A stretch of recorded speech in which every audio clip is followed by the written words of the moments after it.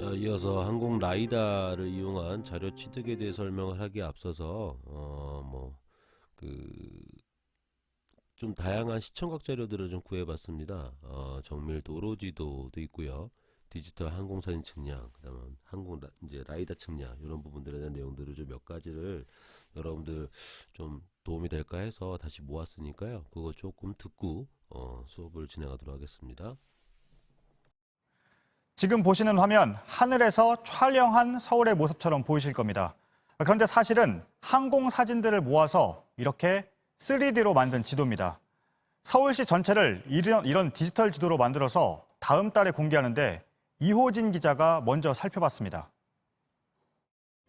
남산타워와 동대문시장, 테헤란로까지 하늘에서 내려다본 서울의 모습 같지만 사실은 3D로 만든 디지털 지도입니다.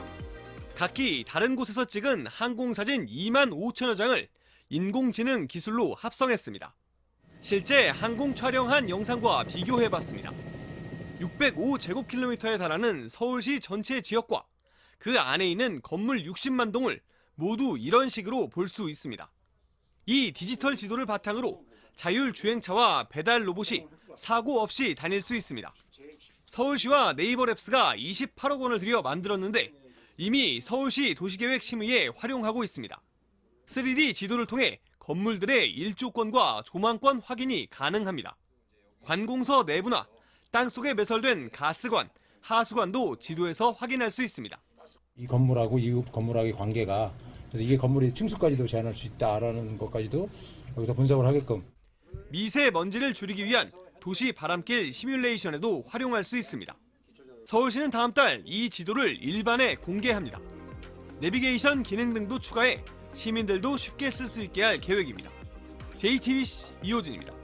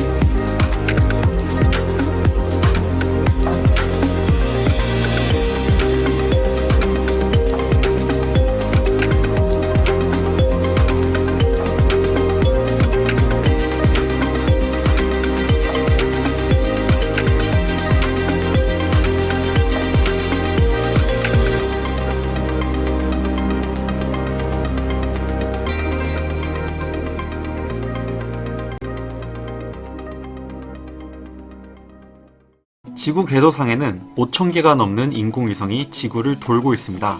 인공위성은 300km가 넘는 고도에서 초속 7.9km의 속도로 비행하며 무려 13,000분의 1초 만에 사진을 촬영합니다. 인공위성들은 우주에서 어떤 사진을 촬영하고 있을까요?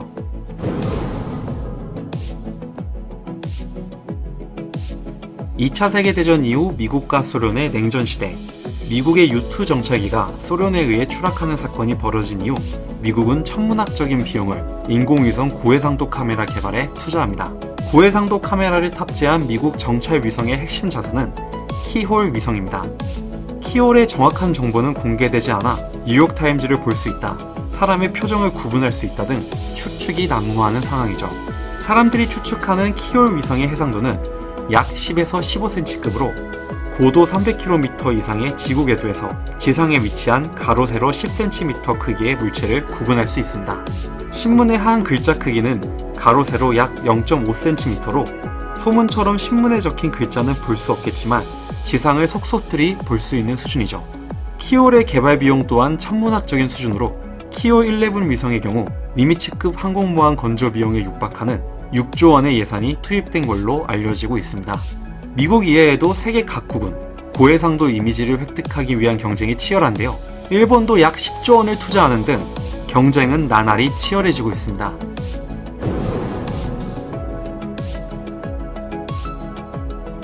(1999년) 발사된 국내 첫 지구 관측 위성인 아리랑 위성 1호의 해상도는 6.6m. 아리랑 위성 1호 발사 이후 연구원들은 당시 상업용 위성의 최고 해상도인 1m급에 도전합니다. 1호를 공동 개발했던 해외 위성 산업체가 한국은 해상도 1m급 위성을 만들어낼 능력이 없다 단언할 정도로 도전적인 목표였죠. 그러나 이스라엘 위성 전문 업체와 공동 개발을 추진해 1m급 고해상도 카메라 개발에 성공합니다. 우리나라는 아리랑 위성 2호를 통해 세계 7위권의 고정밀 위성 보유국으로 발돋움했습니다. 이후 아리랑 위성 3호에서는 해상도가 1m 아래인 서브미터급 광학 카메라 개발에 도전합니다. 아리랑 위성 3호에 탑재된 광학 탑재체 에이스는 평양에서 제주도 거리인 약 700km 고도에서 초속 7km로 비행하며 움직이는 차량을 식별하는 수준으로 당시 상업용 관측 위성으로는 세계 5, 6위권의 고해상도 위성이었습니다. 이후 3A호에 탑재된 에이스-A는 해상도가 55cm급으로 향상되었고 중적외선 센서를 탑재해 주 야간이나 기상 상황에 관계없이 지구 관측이 가능해졌습니다.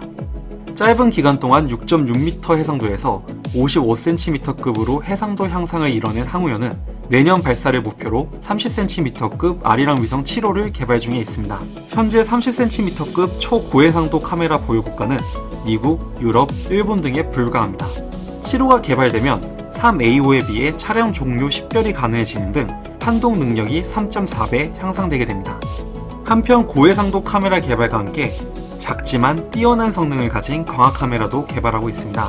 올해 말 발사 예정인 차세대 중형위성 1호는 무게 500kg급으로 980kg인 3호의 절반 크기이지만 전기전자 구성품 및 광학기술 향상을 통해 3호보다 뛰어난 50cm급의 해상도를 낼 수 있습니다. 무엇보다 차세대 중형위성 1호는 그동안 해외에 의존해왔던 탑재체 구성품 중 광 검출기를 제외한 나머지 부품의 국산화에 성공하였습니다. 광 검출기의 경우에도 CCD와 CMOS의 장점을 결합한 하이브리드 광 검출기를 개발 중에 있으며 21년 인증 모델을 제작하고 향후 누리호 검증 위성 및 차세대 중형 위성에 사용되는 것을 목표로 하고 있습니다. 위성에서 촬영한 영상은 국가 안보는 물론 국토지리, 산림, 농업 등 많은 분야에 꼭 필요한 정보입니다. 위성 영상으로 포도밭의 작황 상태를 확인할 수 있는 등 활용 가능성도 무궁무진하죠. 앞으로 항우연은 초고해상도 광학 카메라 개발을 통해 우주에서도 또렷하게 보이는 대한민국의 미래를 열어가겠습니다.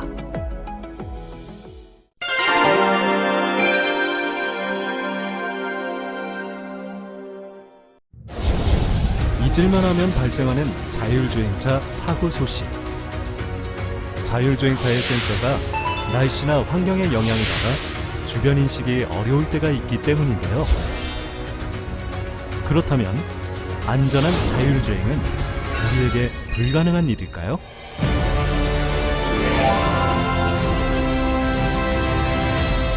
우리에게 필요한 것은 분명합니다.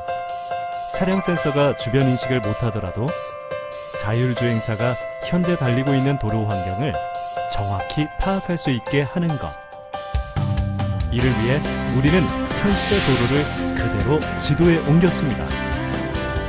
디지털 트윈 기술을 이용한 자동차를 위한 지도, 일명 정밀 도로 지도가 탄생한 것이죠. 정밀 도로 지도에는 무려 14종으로 구성된 도로상의 정보가 빼곡하게 담겨 있습니다. 정확도는 더 놀라운데요. 무려 25cm급으로 기존의 다른 지도들에 비해 월등한 수준입니다. 그렇다면 정밀 도로 지도는 어떻게 만드는 걸까요? 작업 계획을 수립한 후 MMS를 활용해 현지 측량을 합니다. 카메라와 레이저 스캐너가 장착된 첨단 장비로 1초에 100만 포인트 취득이 가능합니다. 3차원 공간 정보를 취득하는 최고 수준의 장비라고 할 수 있죠.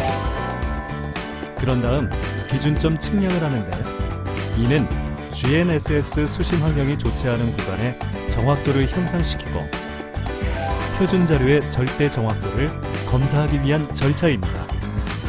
다음으로 표준 자료를 제작하고 MMS 도화 작업과 편집 작업을 거쳐 정밀 도로 지도를 완성합니다. 이렇게 제작된 정밀 도로 지도는 현재까지 전국 약 6,700km 구간인데요.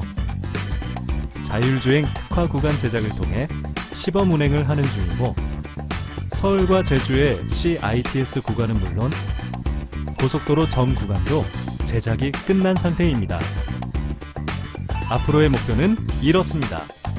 2022년까지 일반국도 전 구간, 2024년까지 지방도 CITS 설치 구간, 2025년까지 4차로 이상인 지방도 및 분도에 정밀도로 지도를 구축할 계획입니다. 어떤가요? 정밀도로 지도 위를 달려갈 자율주행차의 안전한 미래. 기대되지 않으세요?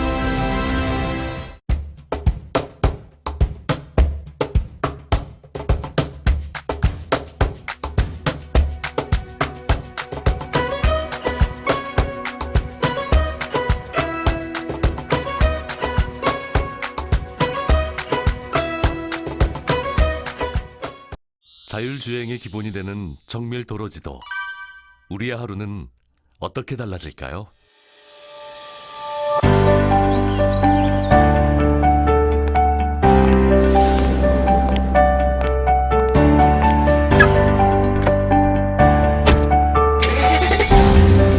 안녕하세요. 좋은 아침입니다. 지금부터 회사까지 안전하게 모실게요. 출발하겠습니다.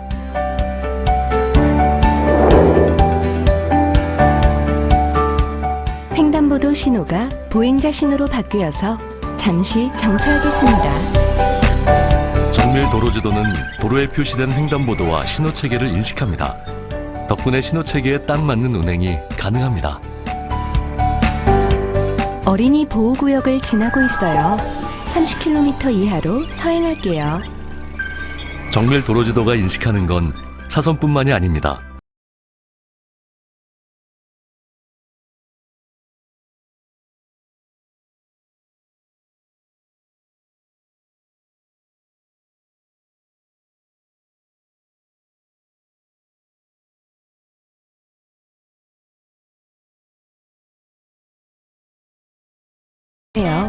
다른 경로를 찾아 이동할게요. 정밀 도로지도는 도로 상황을 실시간으로 체크합니다. 차량 접촉 사고 등 긴급 상황이 발생하면 실시간 정보를 알려주고 우회 도로를 이용할 수 있도록 대응합니다. 회사에 늦지 않게 도착했어요. 오늘 하루도 화이팅 하세요. 응, 수고했어. 고마워.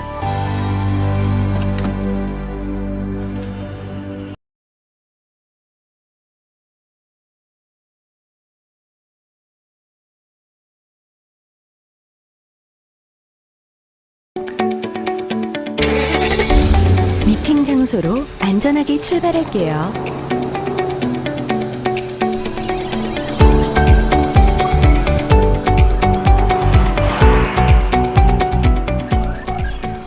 정밀 도로지도는 일반 도로와 고속화 도로를 구분합니다.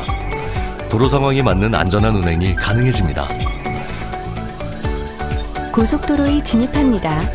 속도를 높일게요. 안전띠를 한 번 더 확인해 주세요.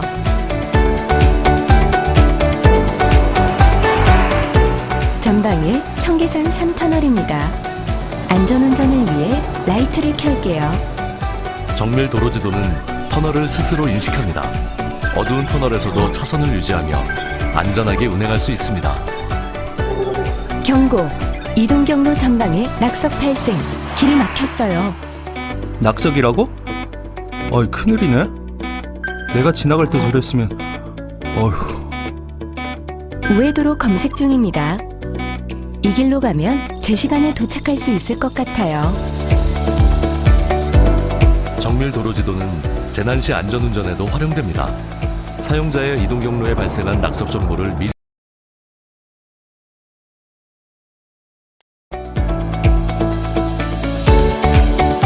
도착했습니다. 안전하게 모셔드릴 수 있어서 다행이에요. 응, 수고했어. 고마워.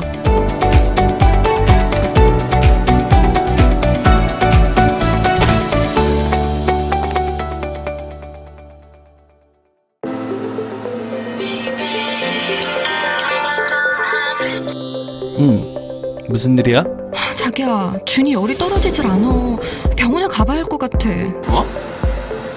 잠깐만 기다려. 금방 갈게. 우리 애가 아프대. 지금 빨리 집으로 가줘. 네, 목소리가 걱정스럽게 들려요. 최대한 안전하고 빠르게 안내할게요.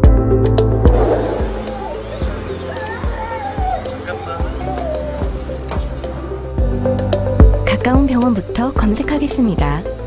빨리 좀 부탁해. 다행히 10분 거리에 소아응급실이 마련된 병원이 있어요. 그쪽으로 이동할게요. 정밀 도로지도는 생활에 꼭 필요한 정보를 정밀한 공간 정보에서 확인하도록 도와줍니다. 응급 상황에 꼭 맞는 공간 정보를 자율주행 차량에 전달하여 실생활에 보다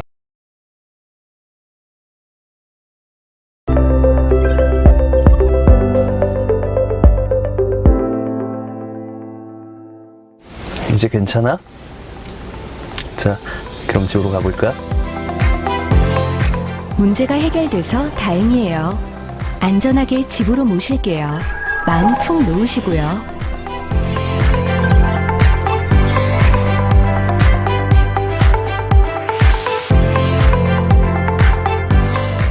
오늘 하루도 수고하셨어요.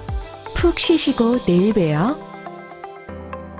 자율주행의 기본이 되는 정밀 도로지도, 더욱 안전하고 편리한 내일을 만듭니다.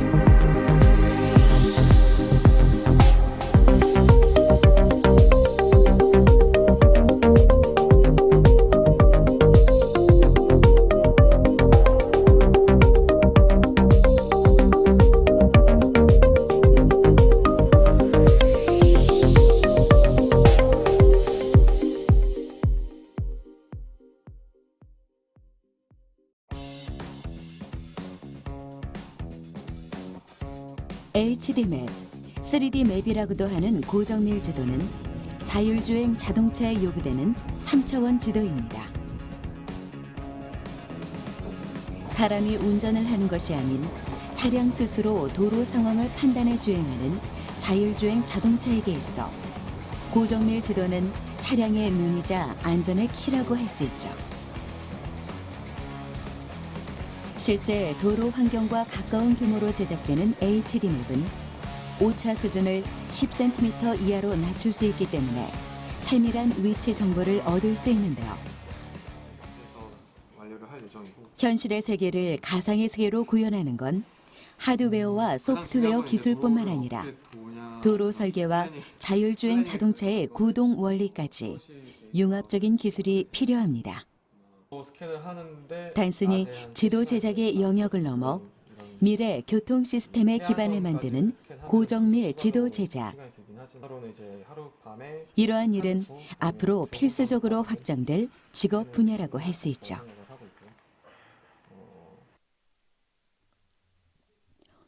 첨단 디지털 기술이 요구되는 만큼 사람의 손길 또한 필요한 고정밀 지도 제작 과정. 이동 시 주변 사물을 실시간 인지하는 라이다 센서를 차량에 장착하고 장비 점검을 마친 이들이 거리로 나섰습니다.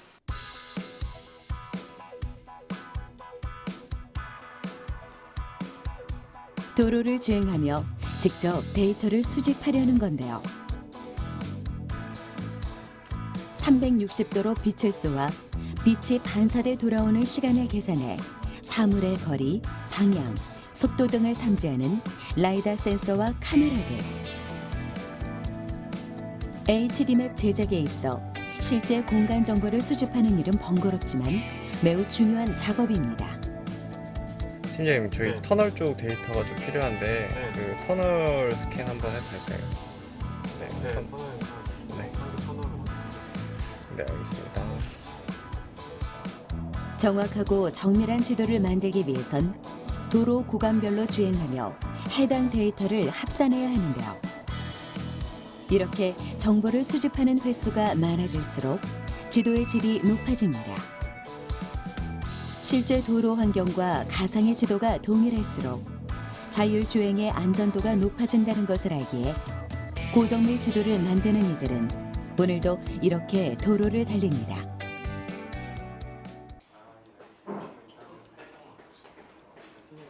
도로 환경 데이터를 수집했다면 다음은 보정 작업을 할 차례입니다. 차량 주행을 통한 데이터 수집은 여러 개의 센서를 통해 이루어지는데 각 센서들의 위치와 각도를 한 곳으로 보정해 사물의 위치를 정밀하게 맞추는 것이죠. 고정밀 지도 제작에 있어 후 보정 작업은 맵에서 불필요한 데이터를 삭제하는 일도 포함됩니다. 센서들이 실시간으로 얻은 도로 주변의 사물 중에서 맵 구성에 필요한 요소만 확보하는 작업입니다. 현실을 가상으로 옮기는 일은 최종적으로 사람의 판단에 의해 완성됩니다. 내린다고 하면 이제 여기 이제 박스 쳐지고 표지판 하나의 정보라도 지도에 넣어야 할지 여부를 고민해야 하는 것이죠. 그쵸. 자동차랑 이제 보통 사람 고정밀 지도 제작의 목적은 단순히 있는 그대로의 현실을 복사하는 것이 아니라 자율주행에 필요한 정보를 명확히 제공하는 데 있습니다. 자율주행 자동차가 3D 지도와 실시간 변수를 통합해 안전 주행할 수 있도록 최적의 맵을 구현하는 일. 그것이 바로 HD맵 개발자의 역할인 것이죠.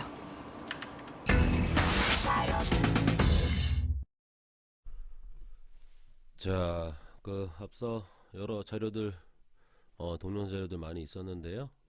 많이들 확인하셨죠? 여러분들 강의 자료 만들다가 저도 이것저것 자료 찾다가 이렇게 이런 기술까지 진화가 되어 있다는 것을 좀 알게 되어서 여러분들하고 함께 공유하고자 하는 차원에서 좀 많이 세 가지 종류 기술들을 좀 정리를 해서 집어넣습니다. 확인한 바와 같이 한국 라이다 측량이라고 하는 건 보통 에어리얼 라이다라고 그래요. 라이다는 라이트 디텍션, 빛을 추출하는 거죠. and ranging, 거리를 측정할 수 있게끔 해주는 광파인 레이저를 이용을 해서 어떤 지형에 대한 자료들을 구축할 수 있게끔 만든 기술인데요. 원리는 레이저 펄스파를 주사를 해요. 쏴요, 직접. 그래서 반사된 레이저 펄스의 도달 시간을 측정을 함으로써 반사 지점과의 거리를 계산하고요. 그 공간적인 위치 좌표들을 스스로 계산해내서 3차원의 정보를 추출하는 측량 기법을 항공 라이다 측량 기술이라고 해요. 보통 라이다 측량도 같은 원리이기도 하고요. 이런 항공 라이다로 관측되어 있는 자료들은요, 고해상도의 이미지, 영상하고 융합을 시킵니다. 융합을 시켜서 건물 레이어 같은 경우들을 자동으로 추출해서 그 건물 레이어도 자동 추출하게 되면 지도 제작 같은 거에 경계 라인을 뽑아낼 수 있겠죠. 그 다음에 광학 이미지에서 획득하기 어려운 정보들을 또 획득해낼 수도 있고요. 또 취득한 고정 및 수치 표고 모델들을 이용을 해서 오른쪽에 보이는 것처럼 이렇게 수치 표고 모델 등을 구축을 해가지고 건물이나 구조물 DTM, DSM 이런 것들 구분을 해서 만들어내기도 하고요. 또는 융합함으로써 신속하고 효율적으로 3차원 몰드 등을 분석을 할 수 있고요. 이렇게 음영 기복도 등의 다양한 지형 자료들을 만들어낼 수 있어서 재난 정보 같은 걸 구축을 할 때 실질적으로 우리가 살고 있는 실공간의 3차원 자료들을 구축하는 기술로서 많이 각광받고 있습니다. 항공 사진 측량하고 항공 라이다 측량에 대한 비교 화면인데요. 일단은 디지털 항공 사진 촬영 같은 경우에는 기존에 이제 사진 이미지를 얻게 되죠. 그 이미지 얻게 되기 위해서 어떤 주사 방식의 사진을 이렇게 중복도를 고려를 해가지고 관측을 해서 만드는 방식에 비해서 항공 레이저 측량 기술들은 이렇게 포인트 클라우드 데이터들을 스캐닝해서 라이다를 해서 얻게 됩니다. 그래서 동일한 지역이지만 이거 얻어지는 거는 이미지하고 레스터 데이터하고는 전혀 다르게 점군 데이터, 영어로는 포인트 클라우드라고 해요. 포인트 클라우드 데이터들을 얻게 되는 기술이 서로 항공 라이다 측량하고 디지털 항공사진 측량하고 큰 차이점이라고 할 수 있겠어요. 좀 더 기술이 진화가 됩니다. 그래서 해양 수심 측량 라이다라고 하는 쇼스라는 시스템, 스캐닝 하이드로그래피 오퍼레이셔널 에어본 라이다 서베이의 약자고요. 좀 얕은 바다 있죠. 그 내에서 수심 측량을 목적으로 하는 라이다 측량 기술이에요. 빛이 너무나 아무리 강하게 주사를 하더라도요, 어떤 수심이 깊은 곳까지는 투과할 수가 없기 때문에요. 보통 한 50m, 30에서 50m까지 관측 가능하다 그러는데 그거보다 더 얕은 바다 쪽으로 관측을 하는 기술로 알고 있습니다. 지형하고 수심 측량이 동시에 가능하다는 장점이 있고요. 신속하게 데이터 취득하고 처리가 가능하기 때문에 아주 좋은 기술로 하나로 각광받고 있고요. 기본적인 원리는요, 육상 지형 측량하는 라이다하고 되게 비슷하지만은요, 해저 자료 취득에 필요로 하는 적색의 파장대, 즉 적색의 레이저 파장대를 쏘게 되면 수면 위에서 되돌아오게 되고요. 그 다음에 청색이나 녹색의 파장빔대를 쏘게 되면 이제 이 물을 투과해요. 물을 투과해서 막고 되돌아오게 되죠. 그럼 두 개가 서로 시간 차이가 결정이 되잖아요. 두 개의 시간 차이에 의해서 시간 차이에 의한 거리, 얘가 주사하는 발사하는 속도가 있을 거고 빛의 속도가 있을 거고 얘가 발사하는 속도가 있을 텐데요. 그러면 이가 돌아왔을 때랑 얘가 되돌아왔을 때 시간 차이에 의해서 두 지점에 대한 거리가 계산이 되죠. 즉 그것이 수심이다 라는 데이터를 수심 자료들을 이용을 하는 원리를 적용한 것이 숄스 시스템이라고 합니다. 보통 근데 이게 맑을 때만 거의 가능하고요. 좀 단점이 있는 게 뭐냐면은 동해 같은 경우에는 수심에 큰 변화가 없지만 이 파랑이 좀 세다 보니까요. 쇠파대라고 그러죠. 보통 서프존이라고 불리는 이제 바다의 해변가하고 밀접한 지역에서 파도가 막 부서지잖아요. 그러면 이 레이저가 가다가 이 파란색 이 레이저들이 난반사를 일으켜가지고 수심 측량이 좀 어려운 단점이 또 있고요. 서해 같은 경우에는 수심이 조차가 되게 심하잖아요. 조수간만의 차가 심한데 문제는 이 조수간만차에 의해서 서해는 뻘 지형이죠. 펄 지형, 뻘 지형이어서 이 갯벌 같은 거에 이 부유되어 있는 흐린 이 흙탕물이죠. 쉽게 얘기해서 그런 거에 의해서 난반사가 또 발생이 돼가지고 수심이 잘 측정이 안 되는 그런 단점도 가지고 있습니다. 다음에 라이다는 지상 라이다 측량인데요. 말 그대로 대상 처면에 투사한 레이저의 간섭이나 또 반사를 이용을 해서 3차원의 위치 정보를 취득하는 측량 기술입니다. 또 내가 대상에 대한 피사체에 대한 점 자료 그래서 점군 자료, 포인트 클라우드를 형성을 해서 3차원의 지형 공간 자료를 구축할 때 사용하는 시스템이고요. 보통은 이렇게 라이다 시스템이 달려 있고요. 스캐너죠. 스캐너 같은 게 달려 있고, 이미지 얻기 위한 카메라, 위쪽에 관측하는 위치에 관련된 3차원 위치를 측정하기 위한 GPS, 그 다음에 뭐 이렇게 회전을 하기 때문에요. 얘가 스캐닝을 할 때 회전을 하기 때문에 회전하는 거, 거치대, 이런 형태들로 구축이 되어 있어요. 오른쪽은 2004년도에 우리나라 처음으로 라이다, 지상 라이다가 들어왔을 때 대학원 이제 박사과정이 있을 때인데요.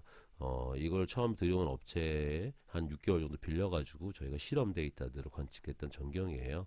성균관대학교 이제 도서관 앞에서 제가 한번 스캐닝을 한번 해보고 싶어갖고 그때 한번 했던 그 장면인데 사진이 있어서 한번 넣어봤습니다. 이런 포인트 클라우드 데이터들은 앞서 봤던 다양한 동영상 자료에서도 봤겠지만 우리가 이렇게 이제 뭐 자율주행 차를 위한 도로에 대한 데이터들 뿐만이 아니라 그 데이터들 구현하기 이전에 앞서서 이렇게 3차원의 포인트 클라우드 데이터하고 이렇게 실제로 촬영된 이미지들을 오버레이 시켜서 3D 형태들의 데이터들을 구축할 때도 많이 사용이 됐고, 초창기 때는 이런 라이다 데이터들이 보통 이 터널 구축이 되면, 터널이 짓고 나면 터널이 이제 어마어마한 압축 응력을 받게 되잖아요. 그죠? 압축력을 받게 됐을 때 이 터널 단면이 변형이 생길 텐데, 그 변형을 보통 과거에는 이렇게 포인트별로 몇 개씩 찍어서, 여러분들 2년 2학기 때 잠깐 설명을 드렸습니다만, 변형 관측을 토탈 스테이션으로 한 점 찍고, 또 이동한 다음에 한 점 찍고, 이런 식으로 구축이 되는데요. 이 지상 라이다 시스템을 이용하는 경우에는 전 면에 대해서, 물론 내가 스캐닝하고자 하는 간격을 따라서 데이터 양이 많아지고 적어지고 하겠지만, 그런 데이터들 구축을 해놓고 또 장기간 시간이 된 다음에 또 구축해놓고 그러면 3차원의 다 각 측점에 대한 좌표들이 기록이 되어 있기 때문에요. 그 좌표들에 대한 차이를 계산하면 변형이 발생된 것으로 인정할 수 있겠죠. 그것이 어떤 허용할 수 있는 허용 변형량의 크기를 넘어가는 경우에는 보수 보강을 한다든지 그런 데이터로도 활용이 될 수 있을 겁니다. 또한 이런 라이다 데이터들을 이용하면, 한국 라이다 데이터를 이용하면 다양한 수치 표고 모델들을 만들어낼 수 있는데요. 우리나라의 국토지리정보원에서는요, 다음과 같이 DEM과 DTM과 DSM 재료들을 항공 라이다 측량 데이터들을 이용을 해서 구축을 하고 있습니다. DEM은 디지털 엘리베이션 모델의 약자고요. 전에 한번 가르쳐 줬지만 다시 한번 반복하겠습니다. 수목과 같은 자연 지물, 나무 같은 거죠. 건물 등에 대한 인공 지물, 높이를 가지고 있는 다양한 지물들을 빼고 순수하게 지반만 있는 면으로서만 계산할 수 있게끔 해주는 게 DEM이라고 해요. 그래서 왼쪽 하단에 보시면 알겠지만 이렇게 파란색 선으로 순수하게 지형의 모습만 가지게끔 해주는 게 DEM이고요. DTM이라고 불리는 데이터도 거의 비슷합니다. 적당한 밀도로 분포하는 지점들의 위치 및 표고의 수치 정보를 가진 게 DTM, 디지털 테레인 모델의 약자고요. 디지털 서페이스 모델 같은 경우에는 수출의 표면 모델이고요. 건물이 있으면 건물의 겉에 위에 높이, 집, 가옥, 수목에 대한 높이, 이런 데이터 빨간색 라인으로 이루어져 있는 이 데이터들을 얻을 수 있게끔 수목과 건물들에 대한 뭐 자연 지물이나 인공 지물에 대한 높이들을 모두 포함하는 지표면의 정보들을 DSM이라고 합니다.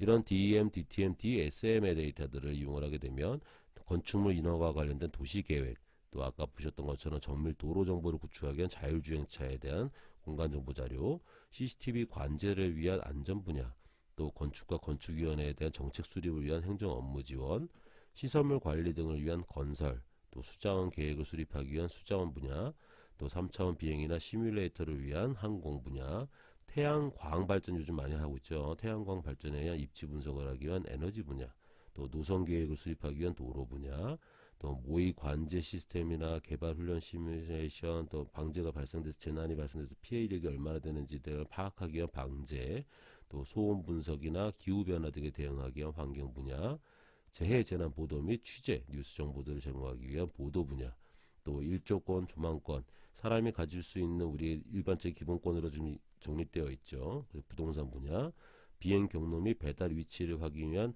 드론 택배, 경관 분석이 조경 설계를 위한 경관 분야, 또 내비게이션 및 길찾기 서비스 등을 위한 지도 서비스 분야 등에 많이 활용이 되고 있습니다. 지금까지 이제 공간 정보 데이터들을 수집하기 위한 다양한 방법들을 새로 취득하는 방법들을 정리를 해본 표예요. 한번 쫙 읽어보시고 이번 챕터는 지금은 여기서 좀 쉬었다가 다음 이어나가서 다시 진행하도록 하겠습니다.